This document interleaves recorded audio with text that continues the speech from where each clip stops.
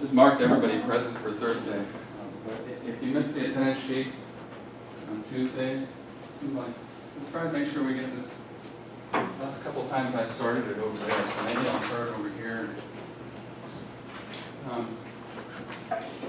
Let's make sure it gets all the way across and then pass it across the aisle, all right, on its way up to the front of the room.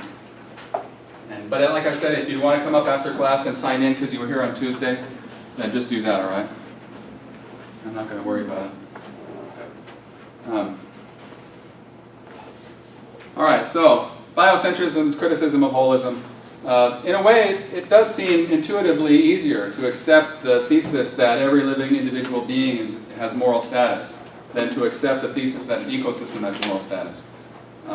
So perhaps the biocentrists have an easier argument. It's easier to jump on board with them than it is to jump on board with the Leopoldian ecocentrists. But the claim, from Schweitzer's point of view, the claim that the Earth has soul or consciousness is just ridiculous. All right? And this seems to require a teleological reading, not just of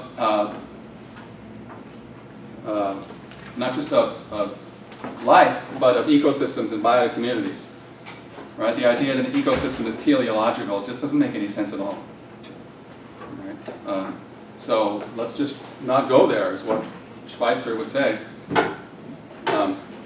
So biocentrists tend to characterize holism as kind of new agey, hippy-dippy, superstitious, heavy metaphysical commitments. We cannot know whether the Earth has a soul or whether, for example, the mountain's ecosystem has something like a consciousness which enables it to think. Human minds and human senses do have access to the type of knowledge that we would need to confirm in order to validate or invalidate the claim. We don't have access to it, okay? We don't know what when we can't know what we would need to know in order to validate or invalidate the claim that Earth or an ecosystem has soul or consciousness, all right? That's not a scientifically verifiable claim, whereas the claim that a plant is a teleological center of life is scientifically verifiable. All right? Wholes cannot be understood as sources or centers of intrinsic value because, unlike individual organisms, wholes do not have objectively identifiable teloi. Humans cannot have objectively verifiable duties to entities which have no clearly defined teloi. All right? The teloi of individual organisms are immediately identifiable. It's a big part of Schweitzer's argument. There are value facts in nature. The teloi of individual organisms are immediately identifiable as value facts in nature. The teloi of biotic communities, on the other hand, cannot be identified without making questionable metaphysical commitments. All right, so that's his criticism of holism, and then also, obviously, he has a very strong, and this is more evident in what I asked you to read, his criticism of anthropocentrism. Humans are members of Earth's community of life. Every animal and plant is like us in having a good of its own. Of course, we're very late arrivals. The salmon have been here for at least 30 million years. Right? And then they had to recolonize everything after the last ice age. Humans have only been here for a very short time. 1 to 2 million years, I think, biologically, and then way, way less than that culturally. If evolutionary history on Earth, since the emergence of algae, were represented by the length of a football field, we're Americans, we have to think in terms of football fields, right? Hominids appear only in the last 2 feet. Homo sapiens appears only in the last 6 inches. The natural world is an organic system. Right, these are the 5 theses that Schweitzer defends. Well, I might have gotten more of this from Paul Taylor, actually, but this is just a good way of organizing Schweitzer's argument. The natural world is an organic system, all right? Somebody mentioned the Lion King. Usually you do when you read Leopold, or not usually, but some people, that is brought to mind, right? That, what's his name? Elton John singing, right? The Circle of Life, right? It's so majestic, and they hold up the baby lion, and that song plays, and we just feel so deeply moved by the circle of life, right? Anyway, And that's kind of what Leopold is saying, and that's also what Schweitzer is pointing out. Although he doesn't care that much as Leopold does, I guess. But this is a fact of biological reality. Knowledge of nature as an organic system is morally relevant because it is a means to fulfilling the resource management aims that follow from the attitude of respect for nature. Each individual organism is a teleological center of life. This is really central to his whole argument. When we conceive a living organism as a teleological center of life, we become capable of viewing the world and human actions from its perspective.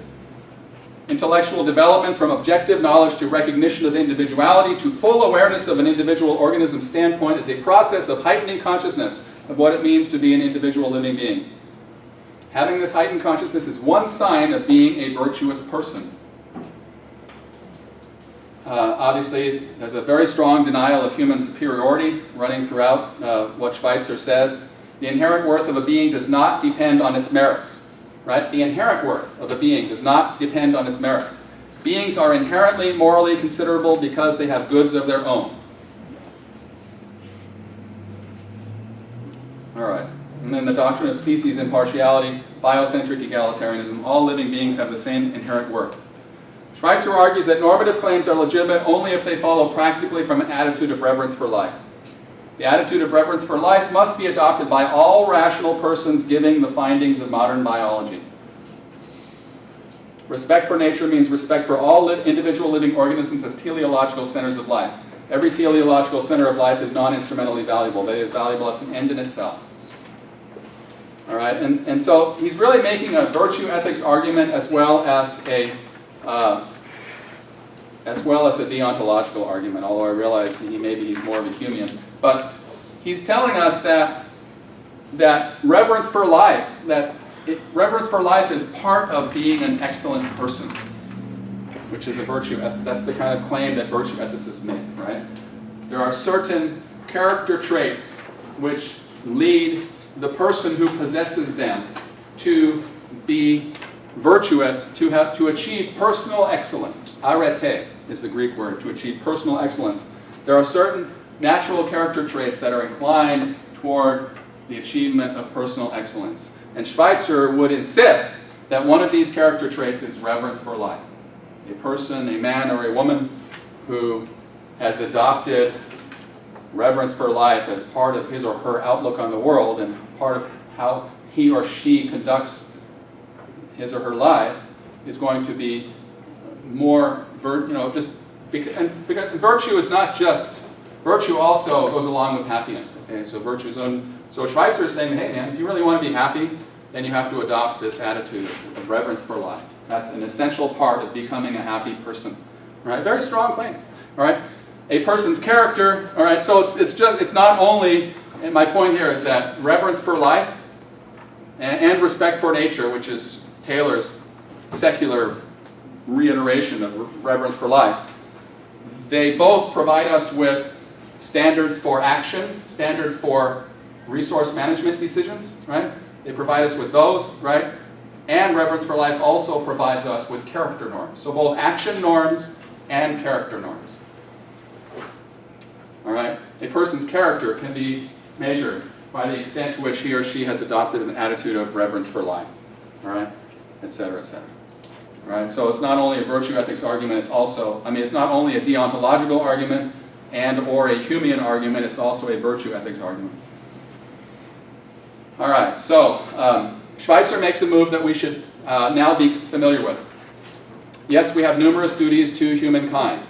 All right, and many of these duties involve, and many people don't think we need to go any farther. What we're really interested in is justifying natural resource protection. Then we don't need to go any farther than referring to the health of human beings. All right? And yes, we have numerous direct duties to human beings, and many of these duties involve protecting and preserving land, air, water, wildlife for human benefit. But that's not an environmental ethics claim, right? That's just saying that's what's good for humans. Schweitzer insists, however, that we also have separate direct, and this is where he could be interpreted as being not an anthropocentrist anymore. He's some kind of more than anthropocentrist. He insists that we also have separate, direct, non-anthropocentric duties to wildlife. Although not to land, air, water, wildlife, not to land, air, water, because these are not directly valuable, right? These are valuable only as means, right? They're extrinsically valuable, not intrinsically valuable. Schweitzer argues that non-anthropocentric reasons for preserving wildlife are the truest and the best reasons, right? So yeah, we could be anthropocentrists, and those are good, effective reasons, and they move people to take action, right? To recycle, to pass new laws that protect wildlife, et cetera, et cetera. That's all good. But the truest and best reasons, because they're the most comprehensive for preserving wildlife, involve these intrinsic values, right? That's really why we should save them, not because they're valuable to us, but because they're valuable in themselves. Recognition of duties to preserve wildlife and wildlife habitats follows directly from recognition of all individual organisms, right? So that's how we construct an environmental ethic, indirectly out of Schweitzer's reverence for life, all right? And here I say, and now I'm willing to change my mind, but I'm trying to characterize Schweitzer as a Kantian here, and I know that might, but to me it is a plausible reading. Schweitzer gives us, this is Kant's categorical imperative, and all I've done is replace the word humanity. Right? For those of you who took my other classes, it always comes up, right? And this is Kant's treat the humanity in oneself and in others always as an end and never solely as a means, right? You learn that when you take any ethics class. You learn about old Kant, and you call that the second formulation of the categorical imperative, or Kant himself sometimes calls it the formula of humanity. And it follows directly from Kant's treatment of the human being as having a special metaphysical status in virtue of the human being's rationality, which gives the human being autonomy, which makes the human animal capable of making and keeping promises, for example, and which gives the human animal a moral personality, right? Which is why we're so special. So Kant actually can save the human specialness without having to appeal to some religious design. Anyway, but Schweitzer is coming along and kind of offering this to me anyway. That's kind of what he's doing.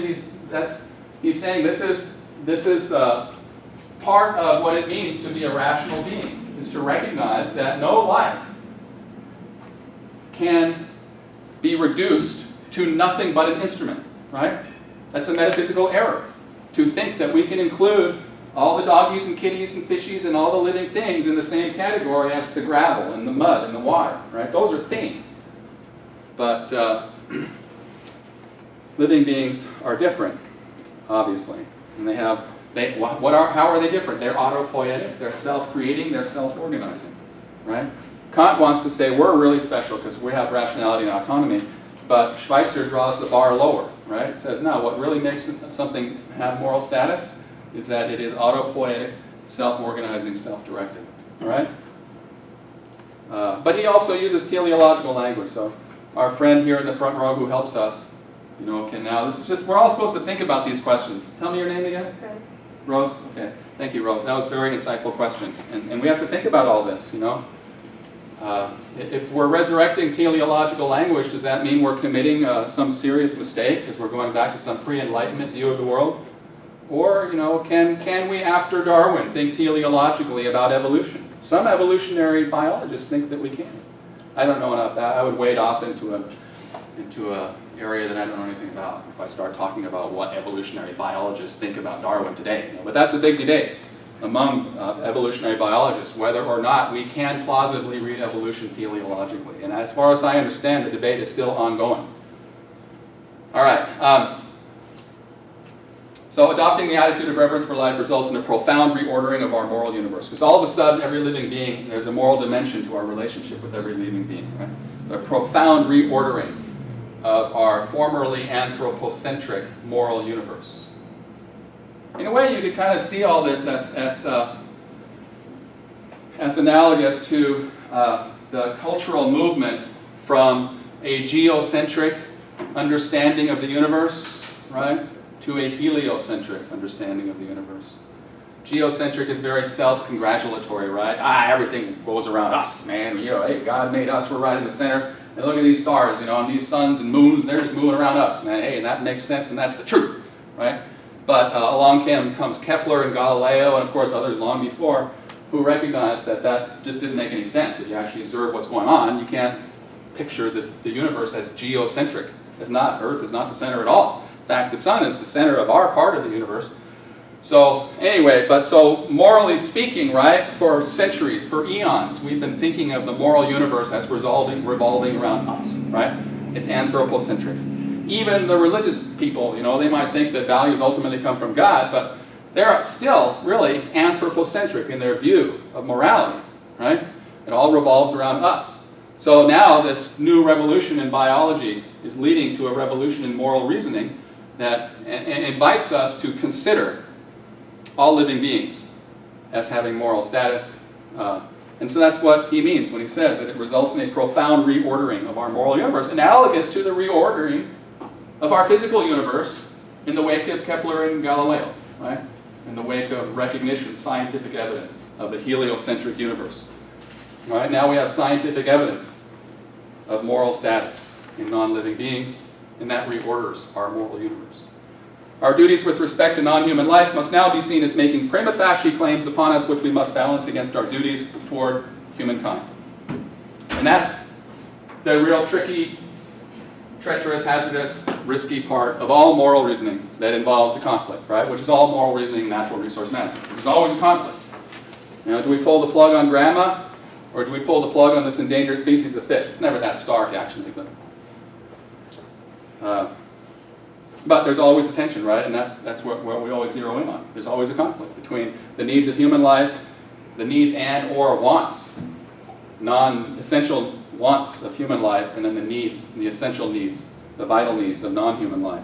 And the whole work of the emphasis is to balance them, right? We have duties to both, and so we got to go around balancing them. And every time every situation is unique. But the point is that in the old days it was a lot easier, because humans are the only ones with moral status. Now, with this reordering of our moral universe, we have to recognize that these other beings have moral status too. So now our work is harder, because we have to balance these conflicting obligations. All right, so this, as I said, is really key to his argument, the notion that every living being, and he thinks all these implications follow. Every living being is a teleological center of life, because every being has its own aims, ends, purposes. You can point to the human being as the best example of that. Right? We all have aims, ends, purposes, and the essential moral wrongness of my interfering with your aims, ends, purposes is I'm disrupting your telos. I'm disrupting something that that you inherently have a right to do, right?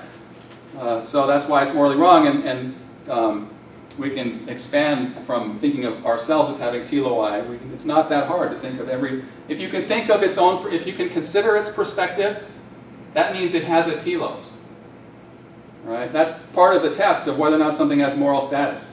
Can you consider the perspective of a crystal? I just threw that out there. You can consider the perspective of a tree, right? As you contemplate discarding the motor oil, you just got through changing the oil in your car, right? You live out in Gresham, right? People do stuff like that. And you, okay, man, I could just dump this down the drain, or I could, dispose of it properly by taking it somewhere. Or I could, there's a kind of this place over there, some trees live there. I just pour it over there and not worry about it, right? Well, the fact is that if you have any kind of, if you're a human being at all, and not just if you're not severely disabled, then you can take the perspective of the tree and you can feel what's going to happen if you pour that used motor oil on the ground around the tree, right? So, following that test, we know that the tree has moral status. The tree has a good of its own, right? Pouring the motor oil around the ground over the roots of the tree is morally wrong because it's inconsistent with, it disrupts the living being's good of its own. Okay? Whereas a crystal, that's another, you might wonder, what about those crystals, those stalactites and stalagmites that grow in, for example, Carlsbad Caverns or someplace like that? Pretty amazing. Don't they have them down here in southern Oregon too, in the Oregon Caves? Don't they have cool crystal formations? Well, they're organizing themselves, aren't they? Rose, do the crystals have moral status? Do the crystals in the Oregon Caves have moral status? Do they have the same kind of moral status as, let's say, the bats that fly in there and roost at night? Yeah. Which has more moral status, the crystals or the bats? I would say it does because it provides a home to the bats. Okay. All right, very good. Sure, that would be one important reason. Although they might not need the crystals, I don't know. But crystals do grow. But but there's no information organizing them. And that's the difference between a crystal and DNA, for example, an entity with DNA. An entity with DNA is going to have more moral status, it seems, than a crystal. From this point of view, maybe, these are just things to think about, right? We come close to these questions and then we kind of circle around them a little bit and then we move on, but you're supposed to continue thinking about them. All right, so every living being has a good of its own. That's just an empirical claim. And remember, he keeps trying to found his argument in empirical claims as much as possible without citing some religious stuff. If he just cited religious stuff or some design argument, he'd be a very simplistic thinker, but he's doing something more sophisticated than that. He's offering us these Kantian, and in the end, these kind of neo-Humean arguments about the moral status of that goose that lost its wings. I bet that gardener felt pretty sad too, but then he was happy when the goose finally regrew its wings. Wouldn't he have been really sad if he had watched the whole flock of geese fly away? If you were that gardener and you knew that you did that, you made that poor goose spend his whole life all by himself, he'd probably feel pretty bad. But fortunately, those goose, they realized what was going on, those other geese.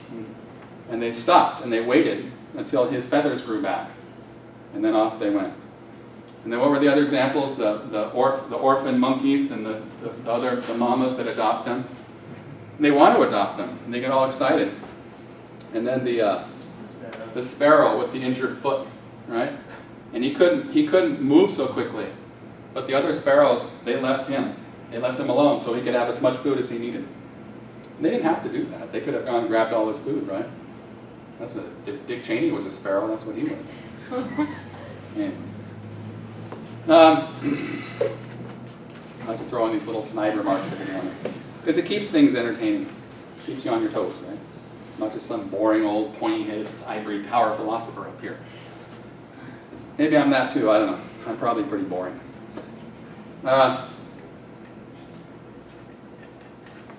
So, obviously, sometimes we just spell things out as carefully as we can. Yeah, the duties. Why do we have duties? Why on earth do we have duties, you might say? All right, we recognize the value. Yeah, they're beautiful. All these different things are beautiful. The ecosystems, the wilderness areas, the species, the genetic lineages, the endangered salmon that migrate 1,000 miles, that's all beautiful, right? But why do we have duties to them? Where do those duties come from? Why are we morally obligated? Why are we beholden? And this is the answer of a biocentrist. When rational autonomous agents regard such entities, these entities here, right, as possessing inherent worth, they place intrinsic value on the realization of their good and so hold themselves responsible for performing actions that will have this effect, realization of their good, and for refraining from actions which have the contrary effect. All right, that's kind of complex, isn't it? Let's move on. We're kind of running out of time, and I want to try to get through some of our... all right, so this page of notes just points out the symmetry between the idea that all living beings have rights and the idea that humans have rights. All right, they both are they are both supported by belief systems that are not scientifically verifiable or disprovable, provable or disprovable. All right.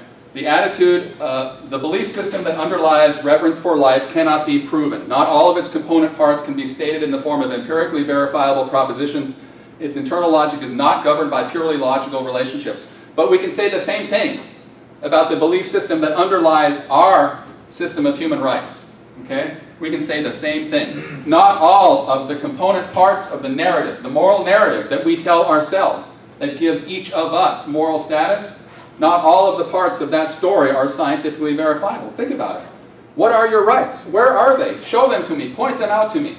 You can't, because they're metaphysical. They're in some important sense metaphysical constructions.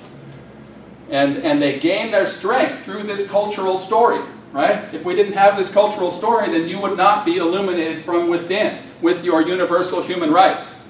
Okay? So it's not based on science. The claim that you have universal human rights, right? That's what you say when the cop's beating you up, right? You're illuminated from within, and he just can't do that. That's just morally wrong, right? Anyway, it's hard, right? The point is that it's not that easy to defend the metaphysical status of a human being, right? And it's not that much harder to defend the moral status of every living being than it is to defend the moral status of a human being, okay? So even without proof of the validity of this claim that every living being has moral status, that every person has moral status, even without proof of that claim, right? Every person, every human has moral status. It's still the morally correct attitude to have. Okay? And those who insist on proof of the correctness of the attitude of respect for persons are usually considered morally defective, perhaps sociopathic, at least deeply immature. And one could say the same thing. Schweitzer, I think, would urge us to contemplate that perhaps the same is true about persons who simply refuse, in the face of all the evidence of biology and ecology, who simply refuse to accept the idea that other living beings have anything like moral status. Right? That seems that would appear to be kind of crazy in light of what we now know in the 21st century about biology and ecology. So there's a three-part belief system underlying duties to respect human rights, and we can find the same three-part belief system in the notion that we have duties to respect the rights of non-human beings too. All right, in our universal human rights belief system, we accept a conception of ourselves and other persons, other human beings as persons, that is, as centers of autonomous choice, attitude of respect for persons as persons. We have a disposition to treat every person as having intrinsic dignity and inherent worth, and from all that, we've developed systems of duties owed by everyone to everyone else. All right? I got this mixed up, but I do want to get to... All right, so Schweitzer is a meta-ethical objectivist. I can skip over that. Schweitzer, okay, so I will describe both Rolston and Schweitzer to you, and we haven't read Rolston yet, of course, but Schweitzer asserts that intrinsic values and moral status in living beings, all living beings, and human obligations to living beings are objectively real and objectively knowable. Okay, in the same way that this wall is hard. That's objectively real and objectively knowable, right? And scientists will tell us all about the materials that go to make up this wall, which make it hard, right? And what they tell us is all objectively true, right? Schweitzer wants to say the same thing about the moral status of non-human beings, of all living beings, okay? He wants to say that their moral status is objectively real and objectively knowable, all right? And they have intrinsic value. We'll start using that word. By the way, this jumps up way ahead to the heavy. We've done a lot of heavy metaphysical and metaethical work in class today, but you really won't need to start mastering this material until after the first midterm. And as you'll see when you read E.O. Wilson, E.O. Wilson is not at all an interpretation or commentary on Schweitzer, but I think it's appropriate to read E.O. Wilson this week, because E.O. Wilson is another example of a thinker who is not exotic and more than anthropocentric like Schweitzer, okay? And just like we did last week, we bounced back from some contemplation of a more than anthropocentric perspective on natural resources, right? We read Leopold and we kind of entertained that, right? The rights of a biotic community, right? Heavy-duty moral status of a biotic community, how could that be? And then we bounced back to Norton, right? And Norton kind of brought us back down to earth again. Well, we're going to use E.O. Wilson the same way, because E.O. Wilson is an avowed anthropocentrist. And the title of his chapter in his book that I've asked you to read for Thursday is The Conservation Ethic. So E.O. Wilson bounces us from the lofty plateaus of meta-ethical objectivism and biocentrism. We're going to get thrown back down to the earth with E.O. Wilson back into anthroland, basically. And so all this stuff, don't worry about it. If some of this is going over your heads, then don't worry about it too much. But Schweitzer seems to be making a claim that the following entities hold objectively knowable intrinsic value, okay? Human individuals, obviously, and non-human sentient individuals. That would be a claim that an animal rights person would get all behind, right?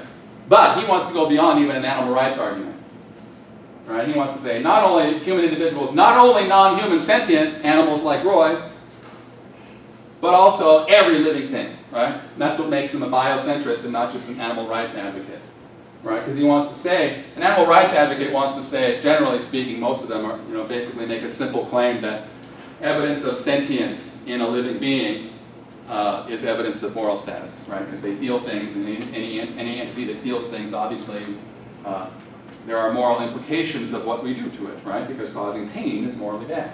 So anyway, but Schweitzer and all the biocentrists view every living being, not just sentient beings, right? Every living being as having moral status, okay?